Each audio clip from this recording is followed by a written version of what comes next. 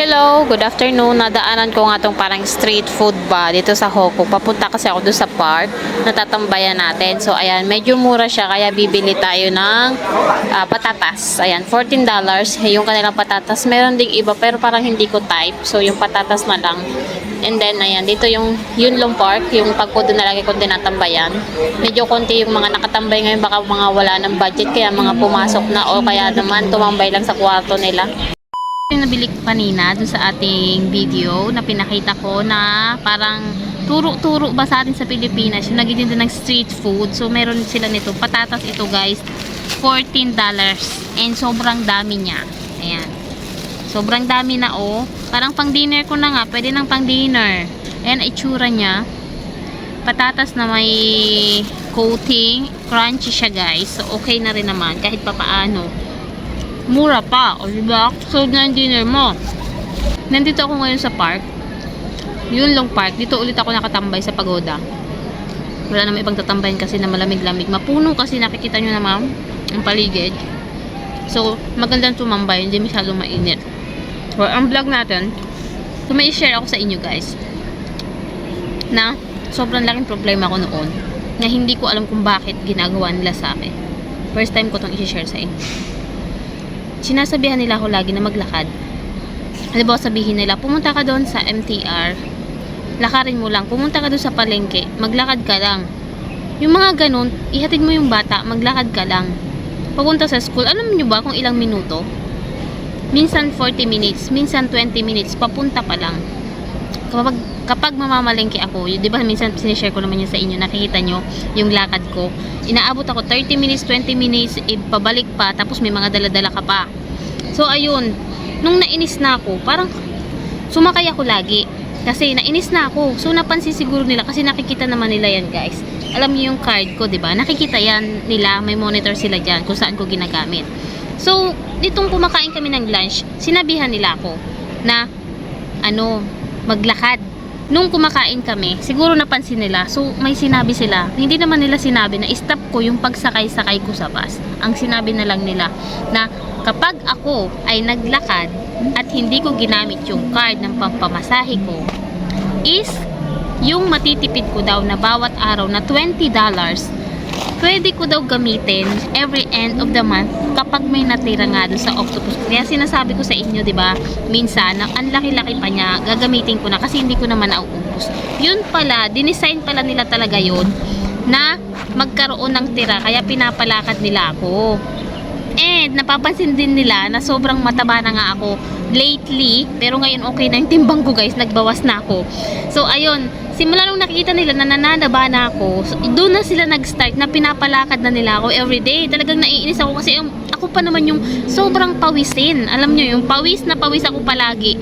Kapag ako naglakad, kahit 10 minutes, 5 minutes na lakad lang yan, pawis na ako. So, inis na inis ako noon nung sinasabi nila yun. Pero, na-realize ko nung sinabi nila na kapag natipid mo ang $20 mo everyday, magkakaroon ka ng 200 to 300, 400 na laman ng octopus na sa'yo na. Pwede mong magamit as your allowance. Diba sinasabi ko sa inyo, lagi akong kulang sa allowance. So, yun pala yung ibig nilang sabihin. Kaya nila ako pinapalakad. Ngayon ko lang na masyadong na-gets.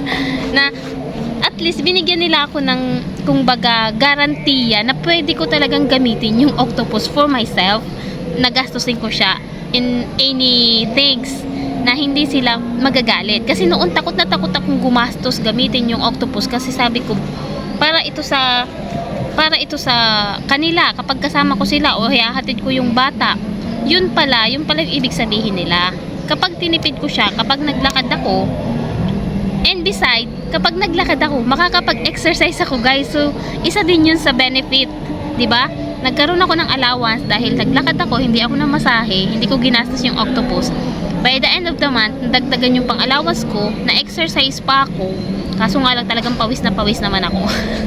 So, ina-adjust ko ngayon yung oras ko. Mas inaagahan ko yung lumabas ng bahay, para magatid ng bata, pumunta ng market, binibilisan ko yung lakad ko para mas marami akong magawa sa bahay, and natipid ko pa yung $20 every day. So, yun yung pala yung gusto nilang sabihin sa akin. Na, alam alam mo ba, sabi niya, alam mo ba na kapag hindi ka namasahe ngayong araw, matitipid mo yung $20. At sa'yo na yun. So, natuwa ako nung sinabi nila yun. Kaya pala, and ayaw din siguro nila na medyo tumaba or medyo sobrang taba ko na. Kasi parang ang bagal kong gumalaw. Parang nababagalan sila sa akin pag medyo mataba ako. Syempre mabigat yung katawan ko. Siguro yun yung nakikita nila. Pero ayos lang din naman. Wala naman ako napapabayaan sa mga trabaho ko. Kahit medyo malaki na ako. Ayun. Kaya siguro gusto nila. Ganun talaga ang mga ano nila guys. Ang mga tao dito. Karamihan. Ayaw nila na yung worker nila is medyo mataba or malaki. Kaya kapag nag-a-apply ka dito, tanungin ka nila. Gusto nila makita yung picture. Gusto nila tanungin yung weight mo, yung height mo. Kasi importante yun kapag nag-a-apply ka. Ayaw nila ng masyadong mataba. Kasi nga, mabigat yung katawan. Diba? Alam naman natin yan. Kapag mataba tayo, medyo yung galaw natin. Diba? Tapos yun. So ngayon, at least alam ko na pwede ko talaga siyang gamitin. Noon natatakot talaga ako. Grabe. So, hindi nila, kahit mapera sila, hindi sila basta-basta ba na kahit, ewan ko lang ha kung mapera nga talaga. Pero hindi nila basta-basta ibibigay yung laman ng octopus na hindi mo pinaghirapan. Aba, maglakad ka para magkaroon ka ng $20 every day. Parang ganun. Nag-gets nyo ba guys? Diba? Ganun talaga sila. Ano? Tapos alam nyo, minsan, diba? Siyempre, napapansin ko naman kasi 2 bansa na yung napuntahan ko. 3 na pala kasi Japan pa. So, wala ka ding makikita dito na yung umaga pa lang magchichismisan, yung umaga pa lang may nag-iinuman, yung mga ganun, yung walang ka-productive yung araw-araw na buhay. Baka kasi sa atin, di ba? Umaga pa lang dahil makikita nagtutumpukan, imbis na mag-asikaso ng bahay, maghanap ng pagkakaabalahan at pagkakaperahan, mas may time sila makipagchismisan. Nakakainis, imbis na kumita ba? Kahit pa paano maghanap ng sideline ng pagkakitaan, hindi. Tapos reklamo na mahihirap. Alam mo yun? Tapos dito rin, kapag may birthday, di ba sa atin pag 7th birthday, 1st birthday, lahat yan bongga, paghahandaan talaga. Bonggang-bongga. Ang laki ng mga gasmisa, pinapangutang pa. Pati yung binyag-binyag, papangutang pa yan. Para lang mairaos. Para maipakita sa buong mundo. Charot. Pero di ba? Okay lang naman kung afford mo. So, pananaw ko lang naman to. Okay lang naman kung afford, kung talagang mapera ka. Pero ipapangutang mo pa para maidaos yung bonggang celebration. Yung mga kasalan, yung mga anniversary, yung mga fiesta, kumbaga. Okay lang kung afford, okay? Pero kung papangutang mo pa, tapos baon ka sa utang after nung handaan, nako.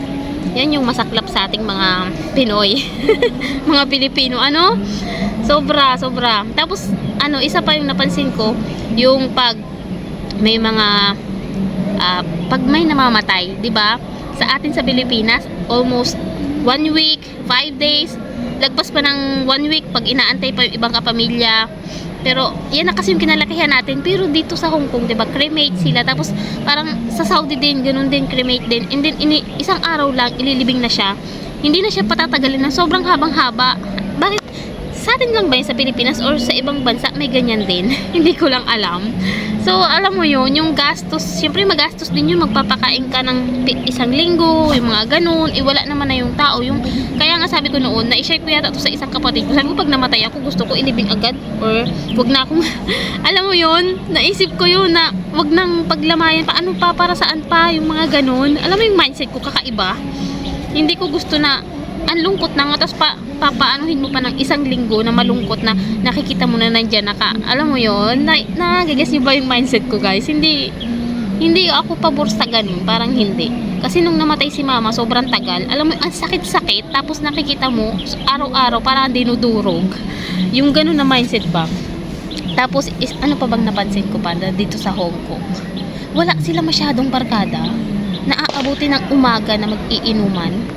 Parang, hindi ko, yung mga amo ko, wala, nagiinom siya mag-isa, isa lang bote. Pagkatapos kumain, yung amo ko, yun lang. Ewan ko lang dun sa iba, yun kasi experience ko na isinishare ko lang sa inyo guys. Pero, ang galing lang, ang galing. Kahit sa Saudi, nung nagtrabaho ako doon, hindi ako nakakita ng mag-iinuman na hanggang umaga.